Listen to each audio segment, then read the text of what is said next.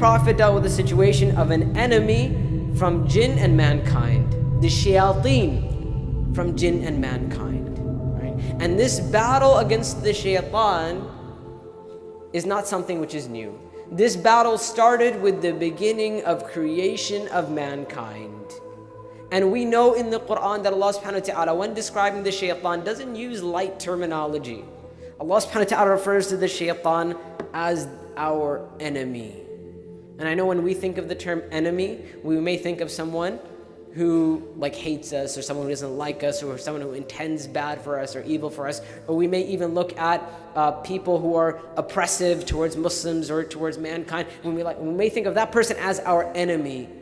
Allah subhanahu wa ta'ala reminds us that before any of those people who have ill will towards us, anyone in the world who wants to harm us and to bring us pain and all of that, there is an enemy on top of all of those enemies, and that is the shaitan. Inna shaitana lakum adu. Allah says that the shaitan is most certainly an enemy for you. The problem for us, my brothers and sisters, is that many of us, we've read this ayah. I believe it's in Surah Fatir. We've read this ayah before. We've heard that the shaitan is our enemy. The problem is that, number one, we don't understand what it means to say that the shaitan is our enemy. Number two, we are extremely complacent when it comes to the topic of the shaitan. Right? Many of us, we don't even consider how the shaitan even affects our life. We go through our lives, and often I say this to my class when we talk about the shaitan. I pose a question: when was the last time you woke up in the morning and you said to yourself, today I will take the shaitan as my enemy? Allah subhanahu wa ta'ala many times in the Quran refers to the shaitan as the enemy of mankind. And this ayah, your enemy. And when Allah subhanahu wa ta'ala says you, He's not referring to people. The Quran is supposed to be a direct conversation with us. So when we hear aduwwun lakum, for you, we're supposed to ask ourselves a question and say, how is he an enemy for me? Many of us, we don't even know what that means. If I were to say to you right now, write down for me 10 ways in which the shaitan is your enemy, I don't know how long it would take for us to answer that question. Or if I were to say to you, write down 10 ways for me in which the shaitan directly influences your life, I think we'd have a hard time coming up with 10 ways. And have no doubt that the shaitan influences our life in many more than 10 ways. And this is why if you go through the Quran and the Sunnah, you see mention after mention after mention of the shaitan. The shaitan influences our life in many more ways than we even imagine. If we were to ask the shaitan, if we were to talk to the shaitan, we would understand that he has one goal.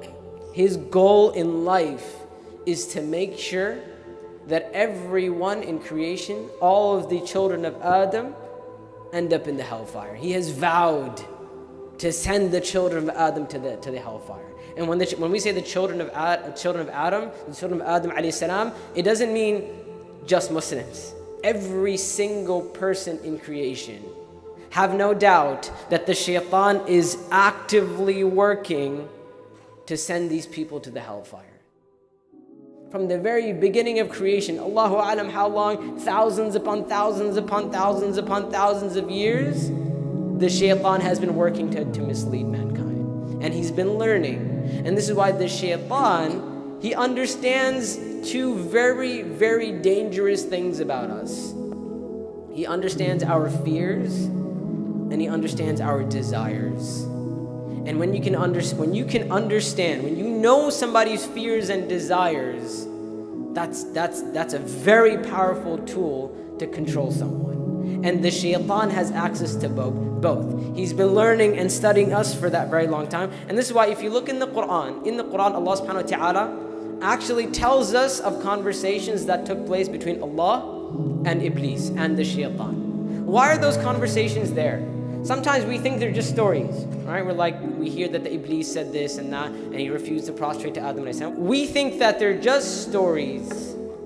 But the reason why Allah subhanahu wa ta'ala tells us about the speech of shaitan is for us to understand how the shaitan is our enemy, and it's for us to understand how we can protect ourselves. Because the shaitan, in the beginning of creation, when Allah subhanahu wa ta'ala created Adam alayhi salam, at that point he vowed to mislead mankind.